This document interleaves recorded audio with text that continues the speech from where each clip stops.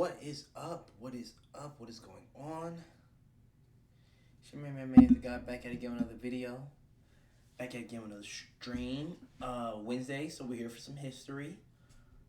I'm gonna be honest, I don't really know anything about this guy. I seen Instagram Reel, I think it was, or YouTube Short on accident. Like I accidentally clicked the Reels button or the Shorts button on the app, and I seen Joe Rogan talking about this guy. It's like called the Unkillable Soldier, and that kind of raised my antenna. And it was yesterday, so I was like, oh, tomorrow I'm supposed to be learning some history, so why not learn about this guy? I believe I did a small Wikipedia thing just so I can get his name right, make sure I was finding the right documentary.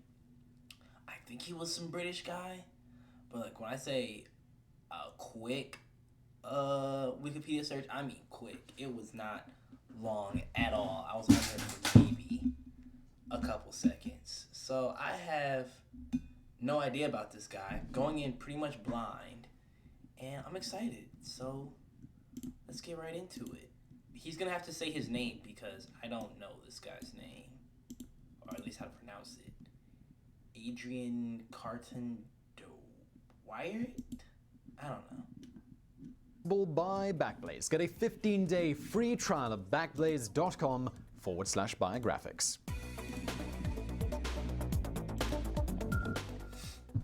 A total disregard for his own personal safety, an indomitable fighting spirit, reckless courage, and the gift of being nearly indestructible. This soldier survived 5 wars, including World War I and World War II, and became one of the most decorated British officers of all time and sustained countless injuries. Was he the unluckiest soldier of all time, or maybe just the quintessential British war hero? Well, make up your own mind as we hear the story of today's protagonist, Adrian Carton Wiart, the unbreakable soldier. Adrian Carton Wiart. Adrian Carton Wiart was born into an aristocratic family in Brussels, Belgium on May 5, 1880. The father of this quintessential British war hero was actually Belgian and a lawyer. His mother, well, she was actually Irish. Adrian was... What does quintessential mean? He said that like 6 times, and I don't really know what that means.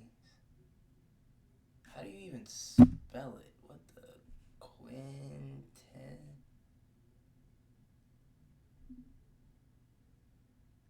Oh, perfect example of something. Central British war hero was actually Belgian and a lawyer. His mother, well, she was actually Irish. Adrian was so Belgian, in fact, that throughout his life he was amused by the rumor that he was an illegitimate child of King Leopold II, who owned the Congo. Adrian's mother sadly passed away when he was just 6, and his father, Leon, moved the family to Cairo in Egypt. During this period, Leon married again, and Adrian's stepmother thought it was a good idea for the boy's education if they were to spend some time at a British boarding school. As the family was Catholic, he was sent to a Catholic school, the Oratory near Birmingham. The founder of the school, Cardinal John Henry Newman, once wrote, "Fear not that thy life shall come to an end, but rather fear that it shall never have a beginning." Adrian's life would be on the brink of coming. Rather fear. Cardinal John Henry Newman once wrote, "Fear not that thy life shall come to an end, but rather fear that it shall never have a beginning." Adrian's life would be on the brink of coming to an end countless times, but he never showed any fear. And for sure, his life certainly had a hell of a beginning. By 1899, Adrian was 19. He was attending Balliol College at Oxford. At this stage in his life, as per his father's desire, he could have easily settled for a law degree and the pleasant existence of a typical toff, just enjoying his family's wealth. Except he didn't.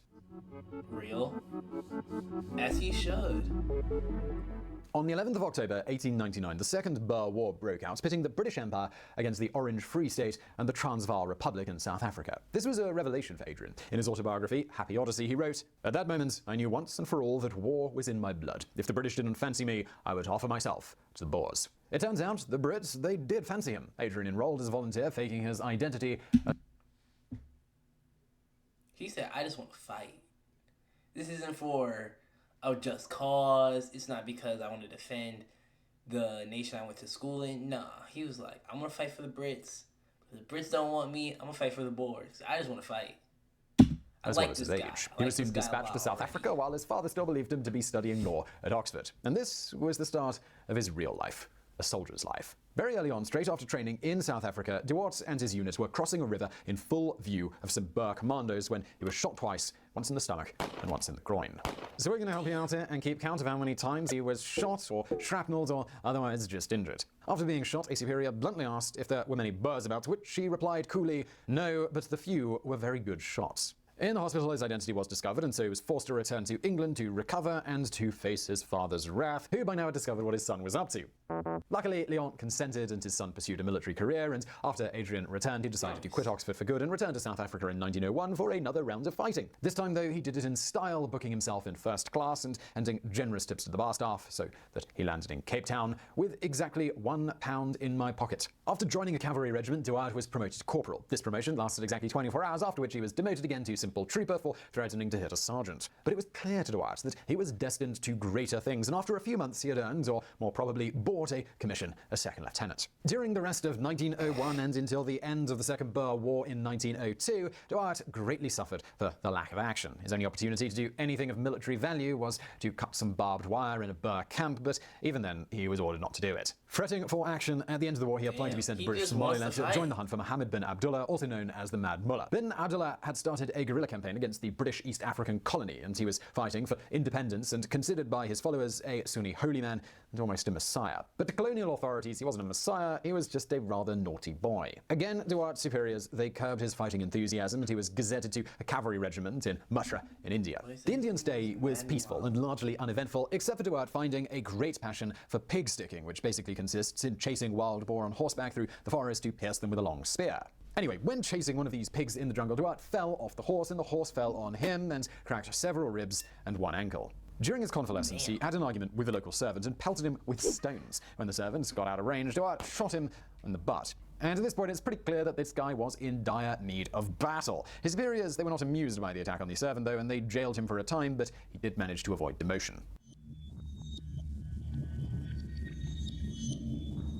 In 1904, Wiart was transferred back to South Africa. He wrote in his memoirs that he was happy not to see India again. I suppose the feeling was probably mutual on that one. The ensuing years, they were blissful. Wiart spent his time gambling, socializing, racing horses, and shooting wildlife. He enjoyed several liquid meals, as he called them, but also cultivated his physical fitness. At one point, he was so strong that he could rip in half a pack of cards. In 1907, Wiart swore an oath of allegiance to the king, formally becoming a British citizen within the British Army. In 1908, Wiart returned to England, where his few regimental duties gave him time to play polo and travel the continent, and especially Austria-Hungary, to shoot grouse, pheasants, and other game. In the same year, his connection to that empire was strengthened by his marriage to Frederick Maria Caroline Henriette Rosa Sabina Franziska Fugger von Babenhausen. And no, he had not become a Mormon and married 7 different women. This was the full name of the bride, an Austrian countess. They went on to have 2 daughters together. In his memoirs, Wiart recalls the atmosphere of Miss Bride and Austria. Franziska Fugger von that empire was strengthened by his marriage to Frederick Maria Caroline Henriette Rosa Sabina Franziska Fugger von Babenhausen. And no, he had not become a Mormon and married 7 different women. This was the full name of the bride, an Austrian countess. They went on to have 2 daughters together. In his memoirs, Wiart recalls the atmosphere of mistrust at German border posts whenever he entered the country from France, and how his French-sounding surname attracted suspicion, a clear sign that tension was mounting and that war was certainly on the horizon. You probably knew that one. When World War I broke out, Wiart was on his way to British Somaliland to take part in what is now a mostly forgotten conflict, the colonial war against the Mad Mullah, who we introduced earlier. Wiart's desire to go and fight there, it had finally been fulfilled, but upon learning that the UK had declared war on Germany, Wiart felt like playing in a village cricket match instead of in the Test. And for our friends in the US here, the Test is to cricket what the World Series is to baseball. Wiart was assigned to lead a squadron of the Somaliland Camel Corps on the hunt for the Mad Mullah's followers that are vicious. When tasked with storming an enemy fort, Wiart could not resist going on the attack head first. But the enemy position, it was well defended, and he was shot by the dervishes 3 times in the face. Indeed, one bullet took part of his left ear. In the face is nuts.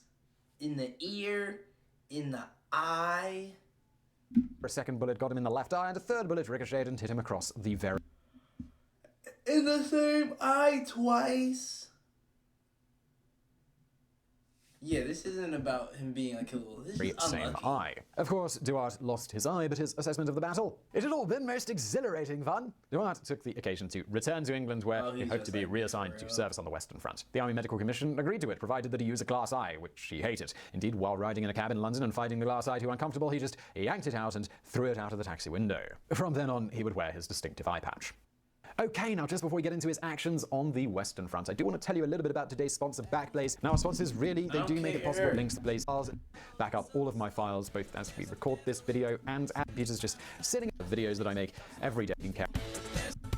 you have a problem, discs went out, or you can practically back the trial right now. You can click the link below or just go to backblaze.com/biographics. Get that peace of mind, and supporting Backblaze supports us, which is awesome. So don't put it off. Click that link, maybe open in a new tab and just try out that 15-day trial. You'll love it, I'm pretty sure of it. And let's get back to the Western Front. Yes, Western Front. Let's get it. In February 1915, Adrian Carton was bound for the Western Front to join a cavalry regiment, the 4th Royal Irish Dragoon Guards. His first major engagement was during the Second Battle of Ypres in April of that year. While on march to relieve an infantry unit, his regiment came under fire from a German artillery position. A combination of shrapnel and splinters from his own wristwatch.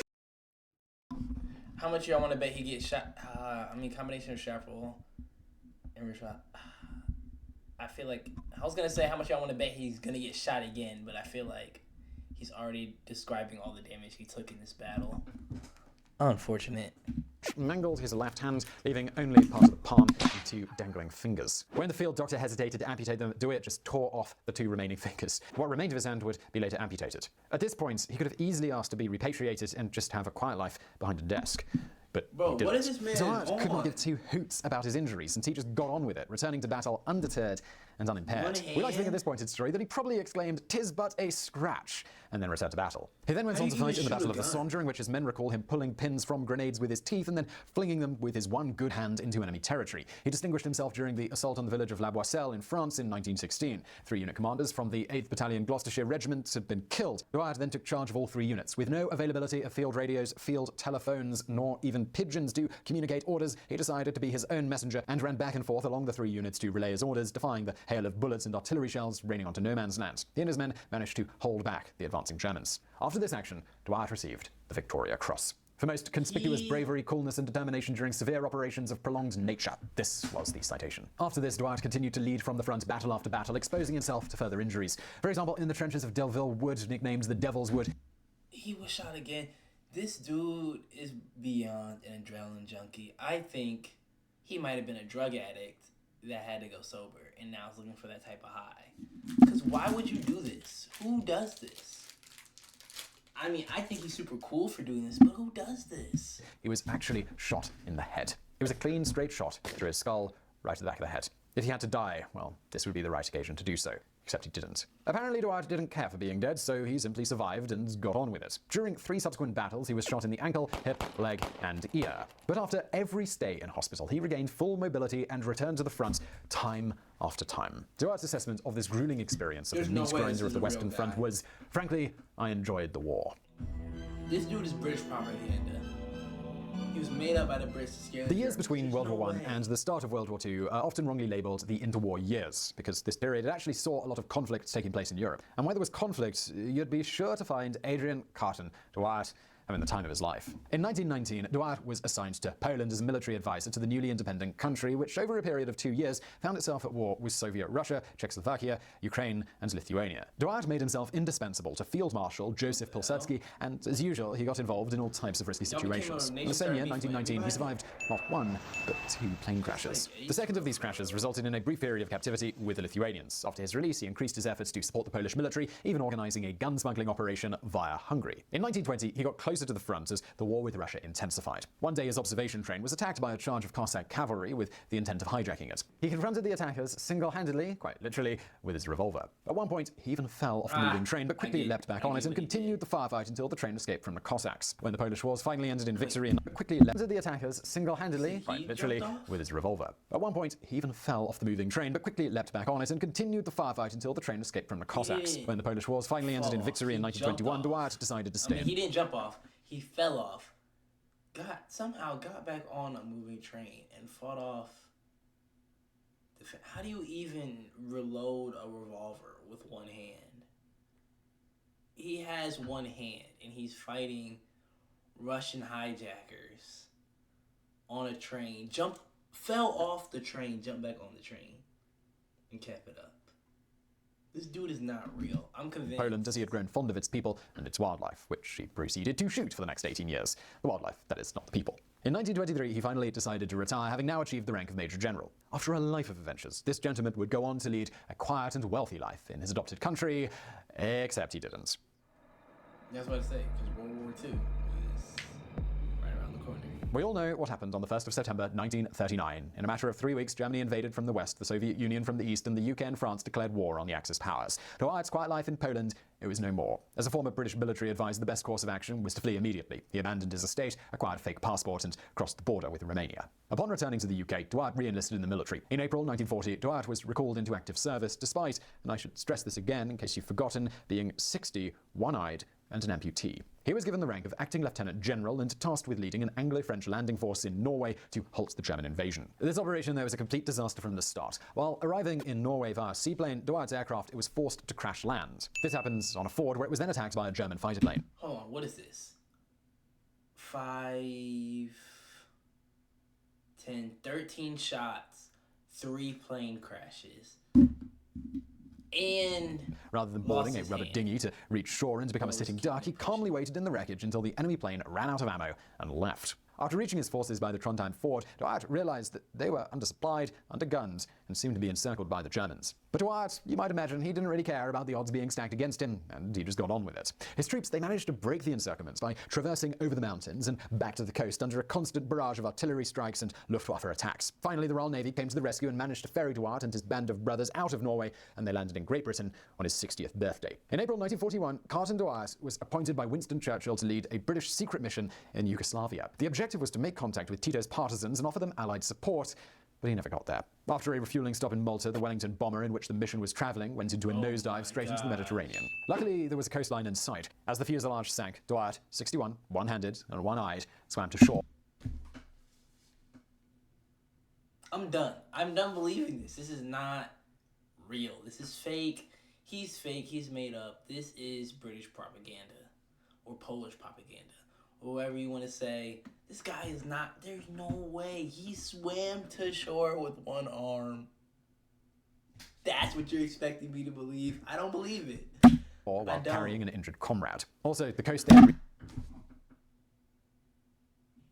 While carrying an injured comrade? This is fake news. This is was the coast of Libya, Axis territory, and Wiart and his friends, they were immediately seized by the Italians. Our hero today was transported by the Italian military to the high-security POW camp established within the castle of Vincible near Florence. This prison was specifically dedicated to guarding senior British officers captured in North Africa. The average age of the prisoners was 52, but these indomitable officers, they had the energy of young soldiers when it came to breaking out. Wiart was a part of at least 5 escape attempts, one of which involved digging a 60-foot tunnel under the castle walls. This was certainly a complicated endeavor for an amputee, but as usual, Wiart didn't give a damn about it, and he just got on with it. After 7 months, the tunnel was complete. Wiart and 5 other prisoners succeeded in their great escape in March of 1943 and hid for some days in their countryside. Their cunning plan was to make themselves inconspicuous by dressing like Italian peasants. So yes, considering that one of them was a one-handed 63-year-old gentleman with an eye patch covered in scars and none of them could speak Italian, it was sort of a miracle that they managed to escape capture for 8 days. Wiart, he was soon back in captivity at the castle though.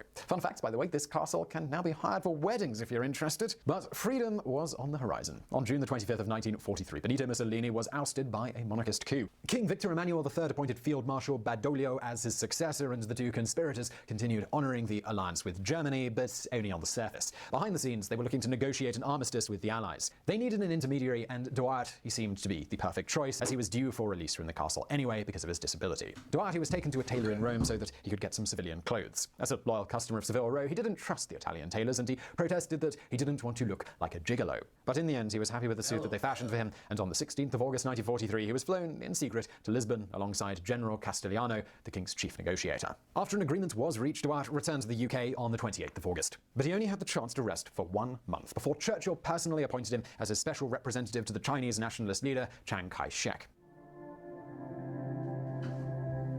Is he actually going to rest?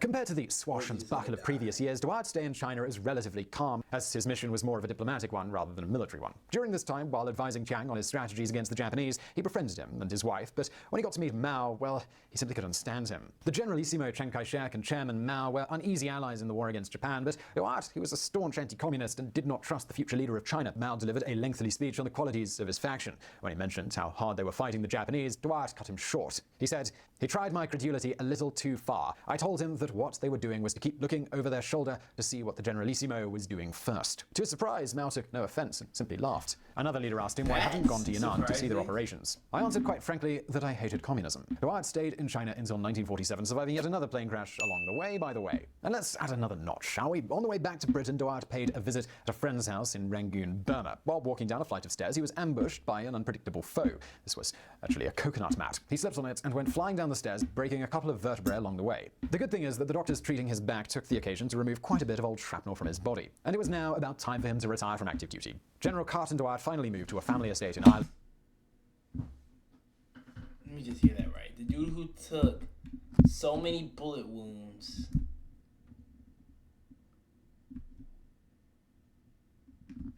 Who took multiple bullet wounds, survived multiple plane crashes. Foe. This was actually a coconut mat. He slipped on it and went flying down the stairs, breaking a couple of vertebrae along the way. The good thing is that the doctors treating his back took the occasion to remove quite a bit of old shrapnel from his body. And it was now about time for him to retire from active duty. General Carton finally moved to a family estate in Ireland and spent the next years there writing his memoirs, hunting, fishing, and polishing his collection of more than 30 medals. Eventually, even such a legend has to die. After the last few peaceful years, Adrian Carton life, it came to an end on June the 5th, 1963. In his Irish home. While in recent years his achievements have been rediscovered and celebrated by major media outlets, this inspiring character is still little known. I hope that in today's biographics we did our bit to perpetuate his memory, and we hope that you could do the same and share this video. Frankly, I've enjoyed the story of this gentleman, and he died of old age. Before leaving, maybe answer this question in the comments. If you were to shoot a movie about Carton, who would you like to see in the lead role? What did they say? They say he died in 63. And he was born in when was he born? 1880. Bro lived to 83 years old.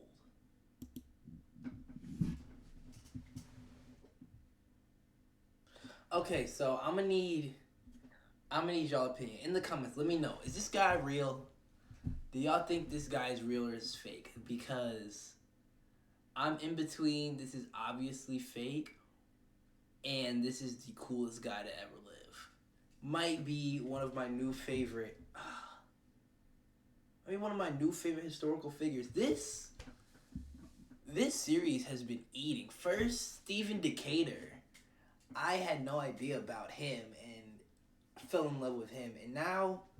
This guy, Adrian how do you say his last name? DeWitt? Adrian DeWitt. Damn, these niggas cooked, bro. They are so amazing. I'm amazed. Let me check out that final counter. What did we end on?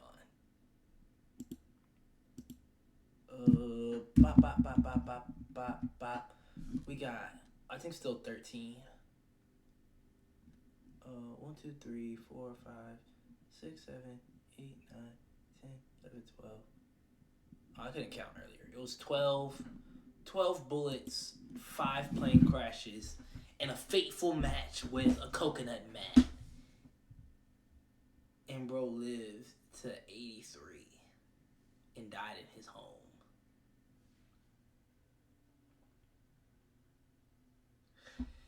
That's just a tale of the indomitable, undefeatable, unquellable human spirit. Like, how do you do that? How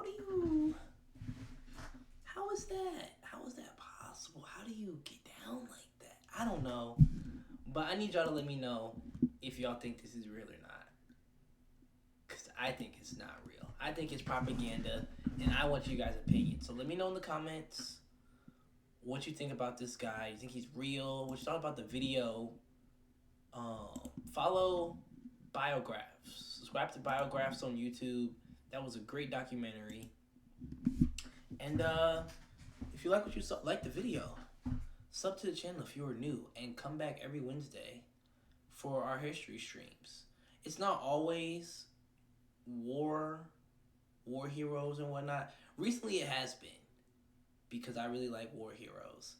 But we also do like some old school business folks. We do war. We do some historical events. Like, like a certain battle or certain wars rather than hearing about the many expeditions of one person. So yeah, let me know who else do you like to see. If you enjoyed this, come back next week. Also like the video, sub to the channel. And I'll catch you on the flip side, man. Y'all be safe, y'all be easy. Peace out.